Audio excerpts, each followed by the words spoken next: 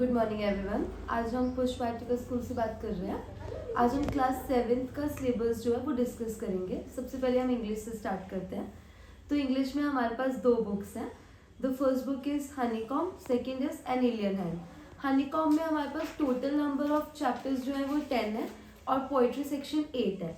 Alien hand में हमारे पास total number of chapter 10 है और हमने डिवीजन ऐसे किया। फर्स्ट यूनिट में हनीकॉम्ब के जो लेसन है वो 4 लेसन है, पोइट्री जो है वो 3 है, एलियन हैंड के 4 चैप्टर्स हैं। सेकेंड यूनिट में हनीकॉम्ब के जो चैप्टर है वो 5, 6, 7 है, पोइट्री सेक्शन 4, 5, 6 है, एलियन हैंड चैप्टर 5, 6, 7 है। थर्ड यूनिट में हनीकॉम्ब चैप्टर 8, 9, 10 है, पोइट्री 7, 8, 9 है और एलियन हैंड के जो चैप्टर्स हैं वो चैप्टर 8, 9 और 10 है। तो सबसे पहले जो हमारे ये चैप्टर्स हैं इनमें हम बच्चों को रीडिंग करवाते हैं चैप्टर की। ये रीडिंग जो है Hindi as well as English दोनों में चलती है। फिर उनको जो भी डिफिकल्ट लगता है, जो लाइन नहीं समझ आती है, उसकी एक्सप्लेनेशन की जाती है। उसके बाद उन्हें बोला जाता है कि आप डिफिकल्ट वर्ड्स जो है उन्हें मार्क कर लो। वो डिफिकल्ट वर्ड्स वो लोग मार्क करते हैं, उसका हम उन्हें मीनिंग बताते हैं, जिसे हम वर्ड मीनिंग कहते हैं। उसके बाद उन्हें एनसीईआरटी के क्वेश्चन आंसर्स जो है वो करवाए जाते हैं। सारे क्वेश्चन आंसर्स करवाने के बाद अगर कोई एक्सरसाइज क्वेश्चन अलग है तो वो भी उन्हें लिखवाए जाते हैं। उसके बाद लास्ट में जो ग्रामर पोर्शन दिया होता है बुक्स के अंदर वो उन्हें नहीं करवाया जाता क्योंकि वो टीचर सेक्शंस के लिए होता है। पोइट्री में हम बच्चों को पैराग्राफ वाइज पोइट्री एक्सप्लेन करते हैं। हर एक पैरा का अलग अलग एक्सप्लेनेशन दी जाती है और पोइट्री में बच्चों को पोएम का नाम और राइटर का नाम दोनों एक्सप्लेन किए जाते हैं अच्छे से। और हर एक चैप्टर को स्टार्ट करने से पहले उन्हें बोला जाता है कि आप इससे रिलेटेड कोई ना कोई एक ड्राइंग बनाओ जो आप पहले चैप्टर शुरू करने से पहले हमें बना के दिखाओ, जिससे हम बच्चों को पहले एक्सप्लेन कर पाते हैं कि इस चैप्टर में होगा क्या। और जो पोइट्री सेक्शन होता है उनमें उन्हें समरी लिखवाई जाती है जिससे उन्हें एक प्लॉटिंग पता चल जाती है कि पोएम की बेस क्या था। ग्रामर में हमारे पास फर्स्ट यूनिट में है number, gender, degree of adjectives, use of is, am, are, was, were, will, shall, has, had and have. और ऐसे राइटिंग है माई पेट एनिमल और माई डेली लाइफ। एप्लीकेशन में हमारे पास है लीव फॉर ब्रदर मैरिज और स्कूल लिविंग सर्टिफिकेट के लिए लीव लिखना। स्टोरीज है हमारे पास a greedy dog, a fox and the grapes. इसके बाद सेकेंड यूनिट में जो ग्रामर पोर्शन है उसमें हमारे पास टेंसेज आ जाएंगी, 3 फॉर्म्स ऑफ वर्ब आ जाएगा, स्ट्रक्चर ऑफ सेंटेंसेज आ जाएंगे, आर्टिकल्स आ जाएंगे और ऐसे में हमारे पास आ जाएगा Mahatma Gandhi, my best friend. Application में है father requesting him to send some money और letter to your father telling him about your study at school. और स्टोरी राइटिंग में हमारे पास है the lion and the mouse and the fox and the crow. और जो हमारे पास final ma'am जैसे आप ये ऐसे और स्टोरी चलती हैं तो इसमें मैम आप जैसे टेंसेस वगैरह बच्चों को सिखाते हो तो उसमें बच्चा खुद बना के लिखता है, उसको कैपेबिलिटी करवाते हो ना आप इस चीज की? हाँ जी मैम, हम उन्हें एक प्लॉटिंग दे देते हैं। जैसे अगर ग्रीडी डॉग है तो उसकी थोड़ी थोड़ी ब्रीफ एक इंट्रोडक्शन दे दी, लाइंस दे दी और उन्हें बोलते हैं कि आप ये खुद बना कर दिखाओ। तो फिर उसमें जो वो बच्चा थोड़ी मिस्टेक करता वो हम उसे करेक्ट क्लियर करवा देते हो करते हैं कि आपने ये इसमें गलत किया। ठीक है। और वैसे थर्ड यूनिट में जो हमारे पास ऐसे है वो है are principal and morning walk. Application है letter to your uncle thanking him for the present he has sent to you on your birthday. और दूसरी लेटर है हमारे पास letter to your friend consoling him with on the death of his mother.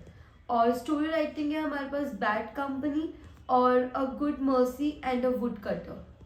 तो ये जो syllabus है ma'am ये रिटर्न में भी मिलेगा? हाँ जी, ये सारा सिलेबस जो है ये पहले आपको एक बार एक्सप्लेन कर दिया गया है। जब सेशन शुरू होगा तो आप सब बच्चों को जो है एक रिटन प्रिंटेड वे में ये सिलेबस जो है हम दे देंगे, क्लास वाइज प्रोवाइड करवा दिया जाएगा। तो जैसे कुछ नहीं समझ आता बच्चे को किसी को तो वो आपसे ऑनलाइन पूछ सकता है? हाँ जी मैम, ये इसकी ऑनलाइन क्लास भी लगती है और हर चैप्टर खत्म होने के बाद जैसे अगर मंडे को चैप्टर शुरू हो तो सैटरडे को डाउट क्लासेस रहती हैं, तो उसमें बच्चे अपने अपने डाउट्स लेके आ सकते हैं और उनसे हम उसी टाइम वो क्लियर कर देते हैं साथ के साथ। ठीक है, thank you ma'am. Hello everyone, हम बात करेंगे साइंस के सिलेबस की। तो साइंस के सिलेबस में हमारे पास टोटल चैप्टर हैं 18। फर्स्ट टर्म में हमने इनका क्या क्या डिवीज़न किया है, first term, second term and third term. तो फर्स्ट टर्म में हमारे पास आएंगे टोटल 6 चैप्टर, सेकंड टर्म में आएंगे 7 to 12 chapter and third term में हमारे पास आते हैं 13 to 18 चैप्टर। तो हम बात करते हैं इनकी स्टडी की। तो फर्स्टली हम रीडिंग करवाएंगे लेसन की, लेसन रीडिंग होगी, उसके बाद एक्सप्लेन कर देंगे बच्चों को। फिर तो बच्चों को मैम जैसे रीडिंग करते हैं बच्चे, Yes, तो आप करते हो या बच्चा एक एक खड़ा होकर रीडिंग करता है? नहीं मैम, रोल नंबर वाइज बच्चों से ही करवाते हैं। उनके मतलब इंग्लिश बोलने की, इंग्लिश स्पीकिंग कोर्स जो होता है वो उनका लेवल बढ़ता है उसमें। ठीक है, इसमें आप एक उनको चैप्टर आप करवाते हो ना? Yes, मैम बच्चा रीडिंग करेगा पहले चैप्टर की, आप जैसे एक एक पैराग्राफ करते हैं रीडिंग, Yes, ma'am. तो फिर आप उसको हिंदी में भी यस एक्सप्लेन मैम, करते हैं? यस एक्सप्लेन करते हैं उसको, रीडिंग आफ्टर एक्सप्लेनेशन। ठीक है, यस ठीक मैम। है। और उसके बाद डिफिकल्ट वर्ड चूज करने को देंगे हम बच्चों को कि अपना चूज करो। फिर हम साइंस उसको- है तो इसमें आप डेफिनेशंस हाँ वगैरह जी, करवाओगे पहले ना? वर्ड मीनिंग समझाएंगे, फिर ठीक है। जो भी डेफिनेशन होगी रिलेटेड चैप्टर से वो हम उनको करवा देंगे। साथ जैसे में साइंस समझाएंगे। में तो मैम चैप्टर का नेम होता है ना, उसी का ही मीनिंग होता है। हाँ जी। तो पहले आप एक चैप्टर का जो उसकी नेम है, intro जैसे हो जाती है। रेस्पिरेशन हो गया, हाँ तो जी। आपको भी पता है कि रेस्पिरेशन का एक अपना ही मीनिंग होता है। हाँ जी। तो इस टाइप में आप उसका उनको लेसन की एक्सप्लेन चैप्टर का भी करवाते करते हो आप हाँ ना? जी मैम, हाँ जी। उसकी साथ में आप उनको प्रोजेक्ट डेफिनेशन भी मिल करवाते जाते हो? हो, उनको प्रोजेक्ट भी मिल जाता है करने के लिए, एक्टिविटीज दी जाती हैं, प्रैक्टिकल्स करवाए जाते हैं उनको। अच्छा, एक्टिविटी जो है वो प्रैक्टिकली होती है हाँ ना? जी मैम। स्कूल में करवाते हो या घर के लिए देते हो? नहीं मैम, स्कूल में भी करवाते हैं। ठीक है। बच्चों को एक्टिविटी करने के लिए अलग देते हैं ताकि वो चार्ट पे बना देंगे, और प्रैक्टिकली हम स्कूल में करवा देते हैं बच्चों से। ठीक है, हाँ ठीक जी है। मैम। इसके प्रोजेक्ट भी मिलते हैं मैम समर वेकेशंस में हाँ जी, साइंस के? बिल्कुल मिलते हैं बच्चों को, होमवर्क के लिए दिया जाता है, ओके। Extra curricular activities. तो जैसे मैम कोई बच्चे आपकी क्लास में काफी वीक भी होंगे, तो फिर उनका क्या करते हो आप? नहीं मैम, उनको भी दिया जाता है, ऐसा नहीं कि उनको छोड़ देंगे, नहीं उनको भी करवाएंगे ताकि उनका भी लेवल बढ़ेगा उससे। ठीक है। हाँ जी। एक्स्ट्रा क्लास लगाते होगे ना आप उनके लिए? यस जो थोड़े weak यस होते हैं। यस, उनके लिए करवाते हैं, एक्स्ट्रा क्लास लगती है। और तो अगर उस उनको एक्स्ट्रा कोई क्लास के चार्ज तो नहीं होते कुछ? No ma'am, no charges. कोई चार्ज नहीं है? नहीं। ठीक है। ऑनलाइन भी पूछ सकते हैं बच्चे हमसे, ऑनलाइन भी अगर Yes, कुछ ma'am. पूछना हो पूछना तो हो पूछ तो सकते हैं। Yes ma'am. इवनिंग में भी पेरेंट्स भी पूछ सकते हैं? यस मैम, पूछ सकते हैं, ठीक है, जैसे ठीक उनको सफिशिएंट लगता है वैसे पूछ सकते हैं, ठीक है। कंफर्टेबल होके। आफ्टर दैट हम आते हैं एक्सरसाइज पर, तो उनको क्वेश्चन आंसर करवाए जाते हैं, true false, fill ups, MCQs, और जो भी एक्सरसाइज में गिवन डेफिनेशंस होती हैं, दी गई होती है, वो करवाते हैं। वैसे चैप्टर ओवर होगा, कॉपीज चेक होंगी, उनकी रिटर्न वर्क चेक होगा सारा, और पर वीकली उनका टेस्ट चलता है, रिवीजन होगा, कॉपीज तो जैसे मैम एक मिनट इंटरप्ट कर रही हूँ, जैसे एमसीक्यूज हैं, तो एमसीक्यूज की आप एक अलग से कॉपी बनवाते हो, नोटबुक बनवाते हो?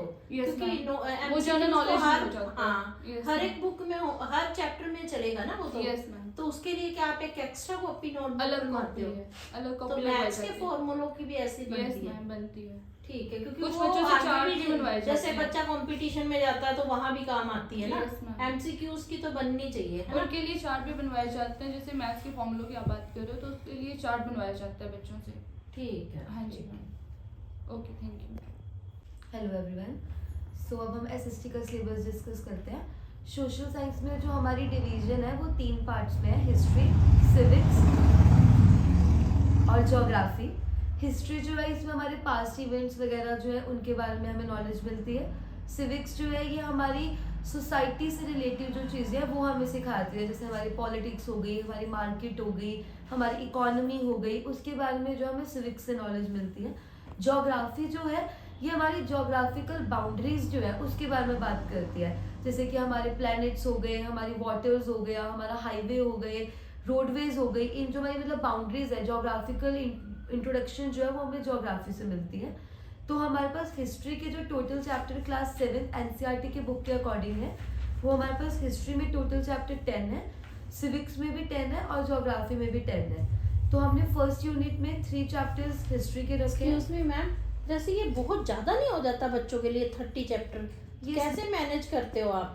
यस मैम, बट एक्चुअली जो सोशल साइंस है ना ये है ही एक वास्ट सब्जेक्ट है, जिसमें बच्चों को प्रॉब्लम ही ये होती है कि इसमें लर्निंग के लिए जो मटेरियल है वो काफ़ी ज़्यादा हो जाता है। तो हमारा कंसंट्रेशन ये होता है कि हम जल्दी से जल्दी जो है बच्चों को एक बार रीडिंग करवा के चैप्टर ख़त्म करवा के रिवीजन पे ज़्यादा कंसंट्रेशन कर सके, क्योंकि इसमें लर्निंग जो है वो काफ़ी ज़्यादा इम्पोर्टेंट पार्ट है। तभी मुझे लगता है कि बच्चों का ज्यादा इंटरेस्ट आजकल साइंस और मैथ्स में हो गया। ज़्यादा हो गया, क्योंकि ये मोस्ट प्रोबेबली एक थ्योरेटिकल सब्जेक्ट बनता जा रहा है जो बच्चों को लर्न करना पड़ता है एज इट इज, उसमें कोई वो नहीं कर पाते, चेंज नहीं कर पाता बच्चा। इसमें चेंज नहीं कर सकते। ये बहुत ज़्यादा मुश्किल बच्चों को थोड़ा बहुत कभी कभी लगता है। तो आप लोग ऐसे नहीं करते हो कि जैसे 10 चैप्टर हैं तो जैसे मेरा ओपिनियन है ये कि 10 की जगह आप उनको 8 कर दो, 8 मैम 8 जैसे 8। अगर कभी कभी हमें ऐसा लगता है कि अब ये काफ़ी ज़्यादा बच्चों के लिए मुश्किल हो गया तो हम इसको चेंज करके छोटा कर देते हैं, लेकिन जो हमारी सेकेंडरी क्लासेस है, 7th हो गया या 8th क्लास होगी, 9th होगी, उसमें हम ये नहीं चेंज कर पाते क्योंकि उनका पैटर्न जो है वो एग्जैक्ट वैसे ही रखना पड़ता है। ठीक है। अभी इनकी हमारी डिवीजन ऐसी है कि हिस्ट्री के हमारे पास 3 चैप्टर्स हैं फर्स्ट यूनिट में, सिविक्स के 4 चैप्टर्स हैं, ज्योग्राफी के भी 4 चैप्टर्स हैं, और सेकेंड यूनिट में हिस्ट्री के 4 चैप्टर्स हैं 4 to 7, सिविक्स के हमारे पास 3 चैप्टर्स हैं, ज्योग्राफी के भी 3 चैप्टर्स हैं। थर्ड यूनिट में हमारे पास हिस्ट्री के अगेन 3 चैप्टर्स हैं, सिविक्स के भी 3 चैप्टर्स हैं, ज्योग्राफी के 3 चैप्टर्स हैं। तो जो शुरुआत है हम ऐसे करते हैं कि जैसे फर्स्टली हमने हिस्ट्री से शुरू किया, हिस्ट्री के एक चैप्टर रीड करवाया, उसकी एक्सप्लेनेशन की, एनसीईआरटी क्वेश्चंस करवाए, एक्सरसाइज क्वेश्चंस करवाए।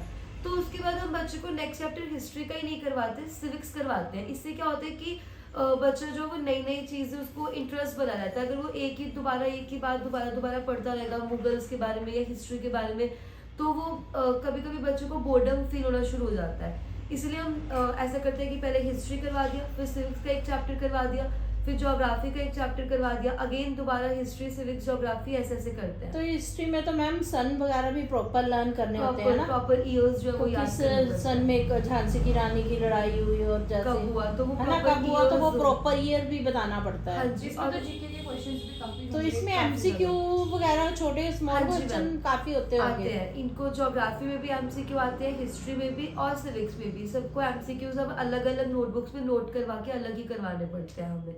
और इसमें एनसीईआरटी क्वेश्चंस के अलावा कभी कभी बुक के अंदर से भी बहुत क्वेश्चंस बनते हैं, तो वो भी हम वो बच्चों भी के आप साथ साथ बनवाते हो है, लिखवाते रहते एमसीक्यूज हैं में ही आ जाते हैं। कि ये एक्स्ट्रा क्वेश्चंस बन रहे हैं, वो भी हम लिखवाते रहते हैं। और इनका जो टेस्ट है वो पहले, जैसे अगर हिस्ट्री कंप्लीट हो गई तो हिस्ट्री के फुल सेक्शन का टेस्ट होगा, सिविक्स कंप्लीट हो गई तो सिविक्स के फुल सेक्शन का टेस्ट होगा, ज्योग्राफी होगी तो ज्योग्राफी के, और फिर उसके बाद एक इकट्ठा पेपर भी लिया जाता है, जैसे ज्योग्राफी हिस्ट्री सिविक्स, वो एक उसको कंबाइन करके भी हम क्वेश्चन पेपर तैयार करते हैं उनकी रिवीजन के लिए। और जो हम इनके जैसे 3 टर्म्स है, तो टर्म से पहले इनका एक FA टाइप पेपर भी होता है जो 20 मार्क्स का इंटरनल लगता है, उसमें इनको हाफ सिलेबस आता है। तो उसका यूज ये है कि जैसे SST जो है बच्चों को मुश्किल लगता है इस सारे चैप्टर याद करना, तो आधे वो लोग FA में याद कर लेते हैं, तो थोड़ा सा कम उनको प्रेशराइज कम पड़ता है। एफए में तो फिर आप चैप्टर के अकॉर्डिंग कराते होगे, जैसे हाँ एक चैप्टर या 2 चैप्टर दो करवाए और चैप्टर करवाए, उनको एफए में डाल कन्वर्ट दिया। करके उनका टेस्ट उनका टेस्ट दिलवा दिया, है ना, ऐसे वैसे होगा। होता है। और जो समर वेकेशन में प्रोजेक्ट मिलते हैं वो भी ऐसे डिवाइड होते हैं, जैसे किसी को ज्योग्राफी का प्रोजेक्ट दे दिया कि आपने एक डैम क्रिएट करके दिखाना है, वॉल्केनो बनाकर दिखाना है, किसी को हिस्ट्री का दे दिया कि आपने मुगल्स की वो ड्रेसेस जो है उसके ऊपर लाइव प्रोजेक्ट बना के दिखाना है। तो हिस्ट्री में आप डिस्कशन, ग्रुप डिस्कशन भी करवाते हो? पहले तो मैम चैप्टर रीडिंग होती है, टीचर अच्छा। उनको एक्सप्लेन करती है, उसके बाद उसमें एक्टिविटीज दी होती है कि ये ग्रुप डिस्कशन वाली एक्टिविटीज है वो उनको करवाई जाती है, ठीक जो है। ग्रुप डिवीजन के लिए उसमें बच्चे का ज्यादा इंटरेस्ट होता है ना? क्योंकि वो आपस में ज्यादा डिस्कस करके अच्छा लिखने की कोशिश करते हैं। ठीक है। मोस्टली सिविक्स में ग्रुप्स एक्टिविटी ज्यादा होती है क्योंकि उसमें ना आपका पॉइंट ऑफ व्यू पूछा होता है कि मार्केट में ऐसा हो रहा है या ये पॉलिटिक्स ऐसी है, अगर आपके पास डेमोक्रेसी के आपका पॉइंट ऑफ व्यू क्या है, डेमोक्रेसी के ऊपर आप क्या बोलना चाहते हो, तो उसमें बच्चे सारा अलग अलग देते अपना हैं अपना पॉइंट ऑफ व्यू अपना बताते हैं, point of ग्रुप बना देते हैं उनका कि आप अपने अपने ग्रुप में फेवर या अगेंस्ट में इस बात के बारे में बताओ, वो ऐसी उनकी डिवीजन होती है। SST में ये करवाया जाता है। view। ठीक है, थैंक यू मैम। ओके, अब हम बात करते हैं मैथ्स की सिलेबस की। तो मैथ्स में हमारे पास टोटल यूनिट्स हैं 15, जिनको हमने 3 टर्म्स के अकॉर्डिंग डिवीज़न कर दिया है। तो फर्स्ट टर्म में हमारे पास है 1 to 5, सेकंड में आएंगे 6 to 10, थर्ड टर्म में हमारे पास है 11 to 15 यूनिट्स।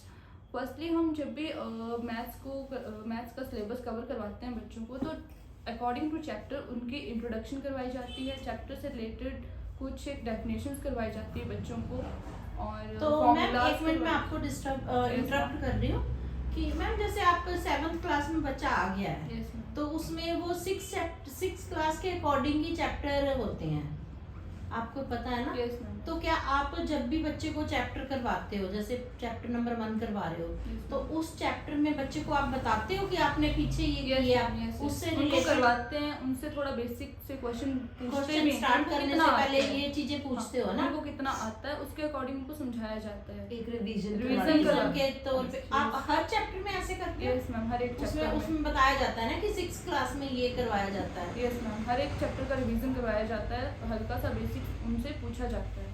अच्छा, हाँ जी ठीक है मैम। अच्छा, और उसके बाद उनको फॉर्मूला करवाए जाते हैं, फॉर्मूला का रिवीजन चलता है उनका कि लास्ट टर्म हमने क्या क्या पढ़ा था और उनको क्या क्या करवाया था। और अब क्या इसमें हाँ जी मैम, improvement आई फिर है उसके chapter अकॉर्डिंग में? उनको चैप्टर में जो भी एग्जाम्पल दिए जाते हैं, जो भी बुक में होंगे रिलेटेड चैप्टर से, वो करवाएंगे। फिर अपने हम क्वेश्चन बाद में, पहले हम अपनी ही नंबरिंग देंगे उनको एग्जाम्पल के ऊपर। अच्छा, एक एग्जांपल है जैसे, हाँ जी, तो उसमें जैसे 125 लिखा तो उसको चेंज कर देते हो, हाँ जी, तो वैसे आप करवाते हो 185 कर देंगे तो हम वो उस चीज़ बच्चा को। इजीली कर लेगा, Yes, है ना? ma'am. तो ये आप फेयर नोटबुक में करने देते हो या एक अलग नोटबुक नो, बनाते हो रफली exam में? स्कूल में रफली करवाएंगे। Roughly करवाते हाँ हो। जी, रफ। और फिर उन्हें बोलते हो कि आप इसको फेयर में दोबारा से करके Yes, लेके ma'am. आना, प्रैक्टिस पहले करना। तो मैम जैसे एक्सरसाइज है उसमें आपको एक यूनिट में एक्सरसाइज होती हैं, हाँ जी, 4-5 एक्सरसाइज होती हैं। यस मैम, तो मैम जैसे एक यूनिट में 10 क्वेश्चन है, हाँ जी। तो क्या आप 10 के 10 ही क्वेश्चन करवाते हो या बच्चा नहीं, घर से करके नहीं, लेके नहीं। आता है? नहीं नहीं, हम उनको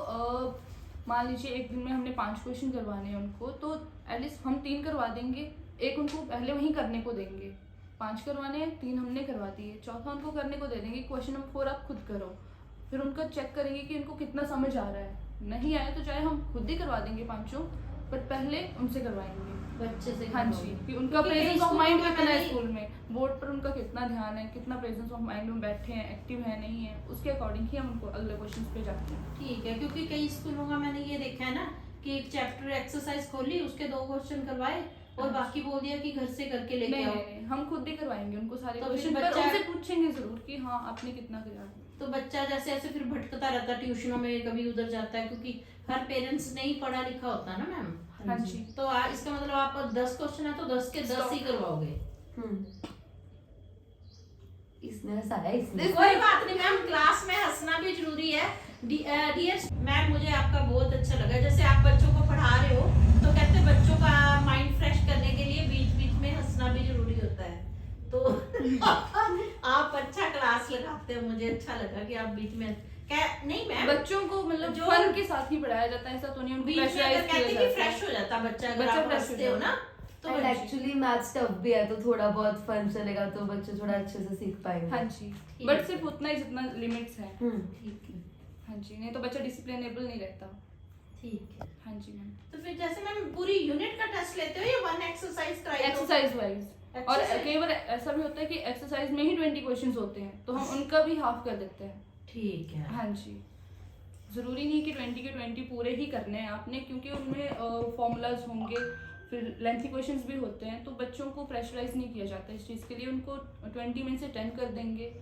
और कुछ बच्चे अगर थोड़े लो होंगे, उनका IQ लेवल देखा जाएगा तो उनको 5 दे देंगे कि आप 5 करके आओ। ठीक है। हाँ जी, मतलब सभी को इक्वल लेके इक्वल लेके हैं ना? चलते हैं। हाँ। हाँ जी, तो फिर रिवीजन चलता है, उनके टेस्ट होंगे पर वीकली, पर सैटरडे उनका टेस्ट लिया जाएगा।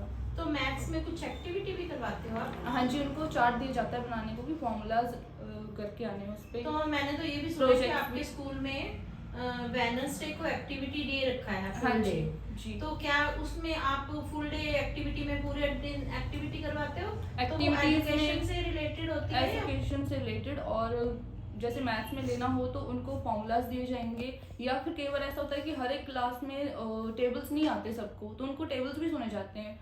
कोई भी क्लास हो, चाहे 10th का ही बच्चा क्यों ना हो, उनसे 20 तक के ही टेबल्स पूछे जाएंगे। और अच्छा। मैथ्स में जैसे 1 मार्क क्वेश्चन होता है, तो उसके लिए भी बच्चों को बोला जाता है कि इसको पूरा फॉर्मूले के साथ एक्सप्लेन करके दिखाओ, या क्योंकि वो तो MCQ है, तो अगर वो डायरेक्ट आंसर को टिक कर दे तो वो भी ओके सॉल्व वो कर लेगा अपनी तरफ से, पर हम्म। उसको टिक मार्किंग जो है सिर्फ 1 MCQ पे ही करना है। तो वो एक्सप्लेन करके ही करेगा ना मैम, आप तो एक्सप्लेन करोगे उसको, हम तो एक्सप्लेन करेंगे, क्योंकि उसको उसको क्या पता है, समझाएंगे। उसको ये तो हाँ नहीं जी। रट्टा लगवा दिया नहीं, जाता है नहीं। कि नहीं ये सर्कल है, कि 3 भुजाओं वाला ट्राइंगल हो गया तो वो आप ट्राइंगल कर नहीं दिया। नहीं, उनको एक्सप्लेन हम करेंगे। अगर बोर्ड पे टेस्ट लिया जाता है बच्चों से, MCQ हम दे देंगे, एक ने एक्सप्लेन कर दिया, हम भी साथ में एक्सप्लेन करेंगे कि उसने कैसे किया ये। हर एक बच्चे को नहीं आती वो चीज़। ठीक है, ठीक अलग अलग हम अलग क्वेश्चन पुट करते हैं, अपनी मर्जी से क्वेश्चन पुट करेंगे उनसे। ओके, हाँ जी। आगे बता दो। और इस तरह से फिर उनके एक्सरसाइज पे आ जाएंगे तो क्वेश्चन आंसर करवाएंगे उनकी एक्सरसाइज के, और फिर उनका सिलेबस कवर हो जाता है मैथ्स का। मैथ्स का। कितनी टोटल है 7th क्लास में एक्सरसाइज? Total यूनिट्स कितनी है मैम? 15 यूनिट्स हैं टोटल। तो 5 में आपने 3 revision डिविजन्स कर में लिया। किया हुआ है तो इनको। जैसे मैम पहले सेमेस्टर में पहली यूनिट आ गई है, हाँ जी। तो फिर नेक्स्ट चलेगी? नेक्स्ट में आएगी 6 to 10। तो पिछले वाली को तो नहीं आएगी ना? जी नहीं, वो पिछले वो वाली तो नहीं आएगी। प्रेशराइज हो जाएगा ना बच्चे के प्रेशराइज हो लिए, जाएगा। ना? सेकंड टर्म में आएंगी 6 to 10, थर्ड टर्म में 11 to 15 और फर्स्ट में 1 to 5। ओके। हाँ जी। बाकी मैम आप बच्चों को पिटाई तो नहीं करते? जी नहीं मैम, पिटाई तो नहीं की जाती है, थोड़ा सा डांटना तो पड़ता है बच्चों को, बट पिटाई नहीं होती है। अच्छा, पिटाई नहीं होती। तो फिर मैं बोल रही हूँ कि मेरे बच्चे की पिटाई करो, तब जी नहीं। होगी? तब भी नहीं करोगे? जी नहीं, ठीक है मैम, कोई ठीक है। फोर्सफुली नहीं किया जाता उनसे, कुछ भी है तो उनको प्यार से ही करवाना पड़ता है बच्चे को। ठीक है, ठीक है। Yes ma'am, thank you ma'am. Thank you. Hindi में हमारे पास 2 बुक्स हैं, एक वसंत और एक भारत की खोज। वसंत में टोटल नंबर ऑफ चैप्टर 20 है। फर्स्ट सेमेस्टर में हमने 7 चैप्टर्स रखे हैं। सेकेंड सेमेस्टर में हमारे पास 8 to 13 चैप्टर हैं और लास्ट सेमेस्टर में हमारे पास 14 to 20 चैप्टर्स हैं। और इन चैप्टर्स की सबसे पहले बच्चों को रीडिंग करवाई जाएगी। क्लास में रोल नंबर वाइज रीडिंग होती है, एक एक बच्चे को उठा के। फिर उसके बाद उनको जो भी चीज़ समझ में नहीं आ रही है या जो चीज़ डिफ़िकल्ट लग रही है उसको थोड़ा इजी लैंग्वेज में एक्सप्लेन किया जाता है। उसके बाद उन्हें एक्सरसाइज क्वेश्चंस करवाए जाते हैं जिसमें क्वेश्चन आंसर्स होते हैं और कोई फिल इन द ब्लैंक्स या फिर कोई मुश्किल वर्ड, शब्द अर्थ जिसे हम बोलते हैं वो करवाए जाते हैं। जैसे कि कोई वर्ड जो है वो टिपिकल हिंदी में होता है तो उसको थोड़ा इजी में मीनिंग बता के उन्हें शब्द अर्थ करवाए जाते हैं। फर्स्ट सेमेस्टर में व्याकरण में हमारे पास है वर्ण विचार और शब्द विचार, संज्ञा के विकार। निबंध है हमारे पास मेरा प्रिय मित्र और रंगों के त्योहार होली।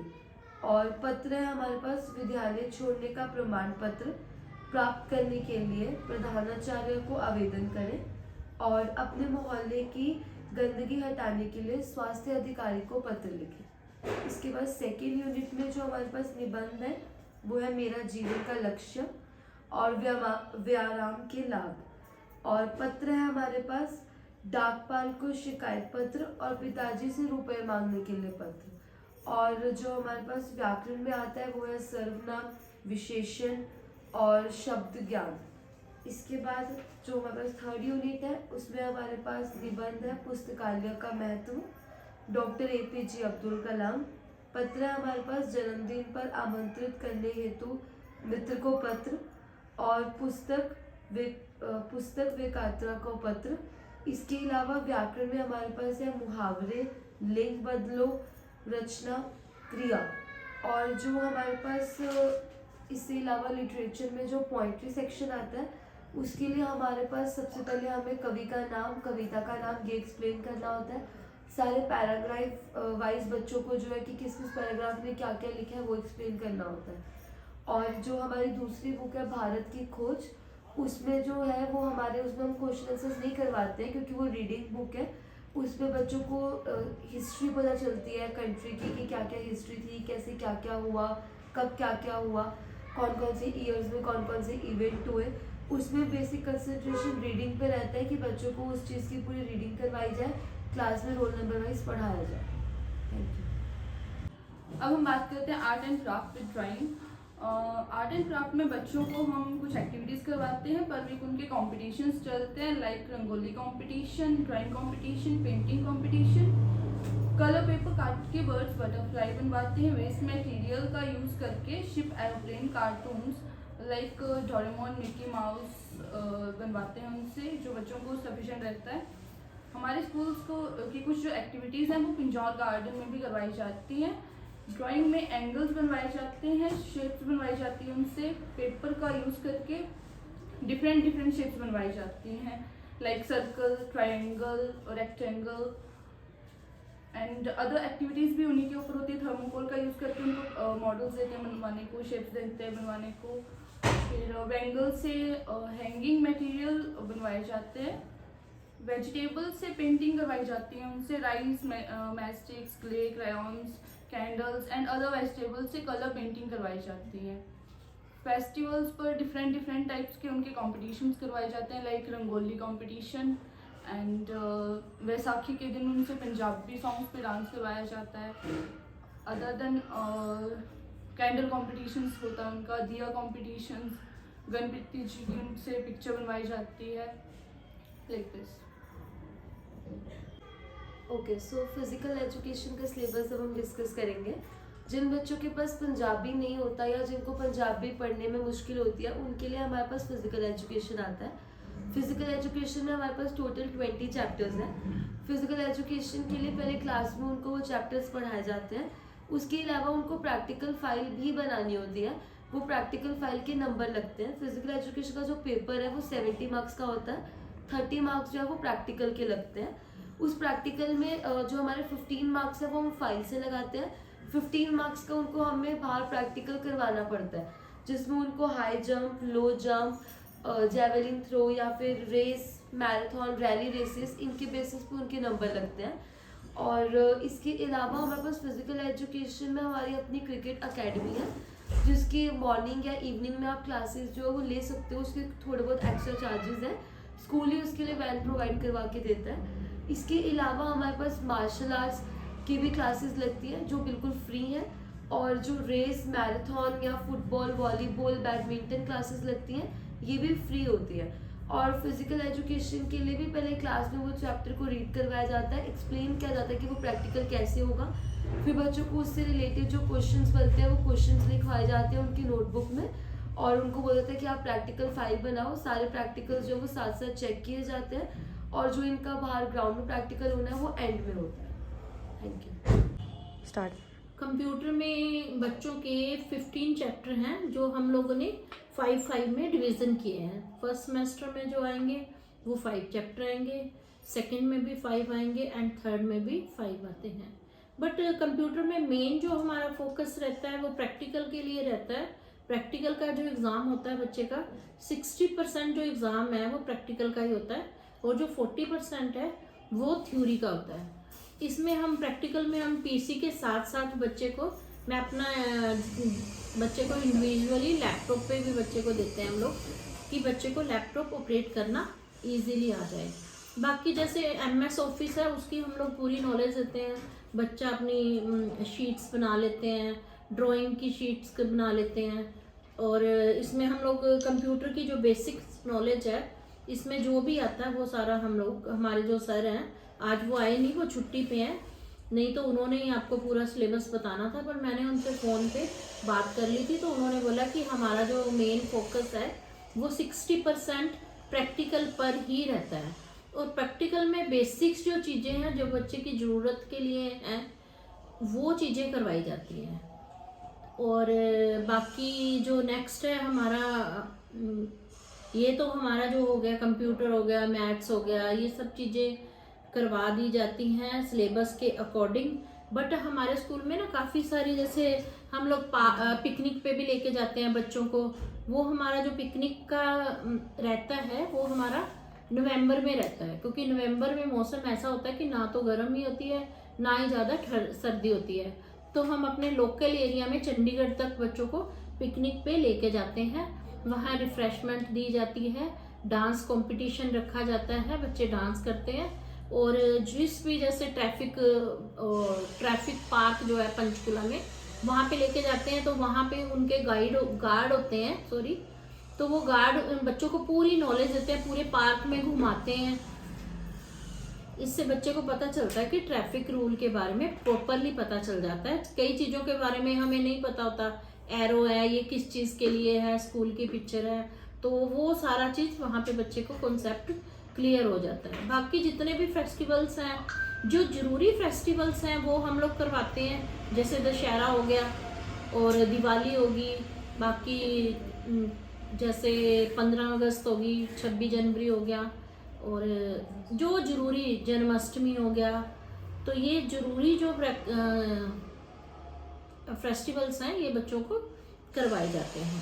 प्लस बच्चों को हम लोग एक स्कूल में हेल्दी फूड बनाना भी सिखाते हैं, ये हमारा 2 दिन का प्रोसेस होता है। हम लोग अकॉर्डिंग टू क्लास करवाते हैं। बच्चों से कुछ सामान मंगवाया जाता है ताकि बच्चे हेल्दी और अनहेल्दी फूड में फ़र्क कर सकें। अब जैसे कई बच्चे मैंने देखा है, पेरेंट्स क्या करते हैं, उनको सुबह सुबह अपनी जल्दी के चक्कर में मैगी का पैकेट लेते हैं, उबाल के डाल के दे देते हैं, और उनको ये नहीं पता कि जो मैगी होती है वो बिल्कुल प्योर मैदा होता है। और आजकल सुनने में ज़्यादातर ये लोगों को आ रहा है कि अभी तो ये 20 साल का था, ये 25 साल तक का था, इसको अटैक कैसे आ गया, इसका बीपी कैसे हाई हो गया। तो ये सब चीज़ें इसी के कारण हो रही हैं। मैदा ज़रूरत से ज़्यादा हम लोग खा रहे हैं, अपने बच्चों को दे रहे हैं। तो मैदे के अलावा भी बाहर से अच्छी चीज़ें मिल जाती हैं, हम खुद में बना सकते हैं, जो बहुत ज़्यादा टेस्टी होती हैं। तो ये हम लोग अपनी कुकिंग टीचर से क्लास लगवाते हैं बच्चों की, बच्चा खुद बनाता है, विदाउट फायर कुकिंग होती है, इजीली कर लेता है बच्चा। और पेरेंट्स के लिए भी एक वीडियो अपलोड कर देते हैं कि अपने बच्चे के लिए हेल्दी फूड कैसे दें। उसके बाद जो हमारा आता है दिसंबर में, दिसंबर का जो फर्स्ट वीक होता है वो हमारा होता है स्पोर्ट्स वीक। इसमें बच्चों को हम लोग बच्चे का कंपटीशन करवाते हैं बच्चों को। जैसे बच्चों की दौड़ होती है, लेमन रेस होगी, जलेबी रेस होगी, बोरी रेस होगी, ऐसे रेस काफ़ी सारी, मेंढक रेस होगी। तो इस टाइप की काफ़ी सारी जो रेसेस हैं ये हम लोग दिसंबर के फर्स्ट वीक में करवाते हैं। उस टाइम बच्चे के लिए ये मौसम बहुत ज़्यादा अच्छा होता है।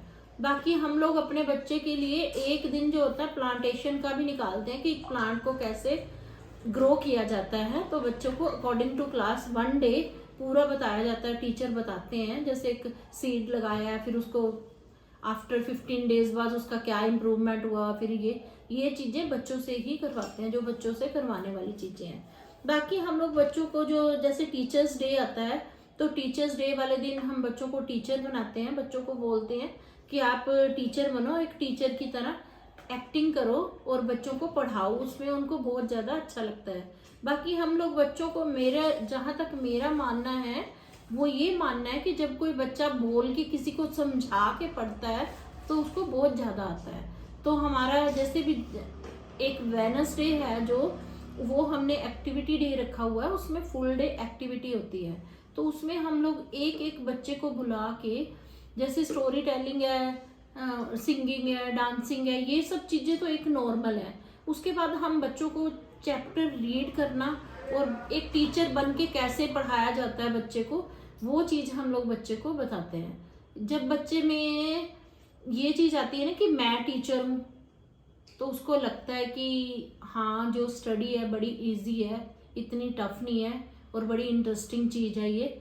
हम जब ऐसे पढ़ेंगे हमें कुछ आएगा, तब हम टीचर बनेंगे। तो बच्चे जो नहीं कर पा रहे वो भी करते हैं, उनको लगता है कि मेरे को आएगा। जी, अगर टॉपिक देते हैं बच्चे को कि इस टॉपिक तैयार करके लाना, फिर वो ब्लैक बोर्ड पे खड़ा होके एक अपना लीडर बन के काम करता है, उसमें लीडरशिप की भावना आती है और अपना भी कॉन्फिडेंस अप होता है।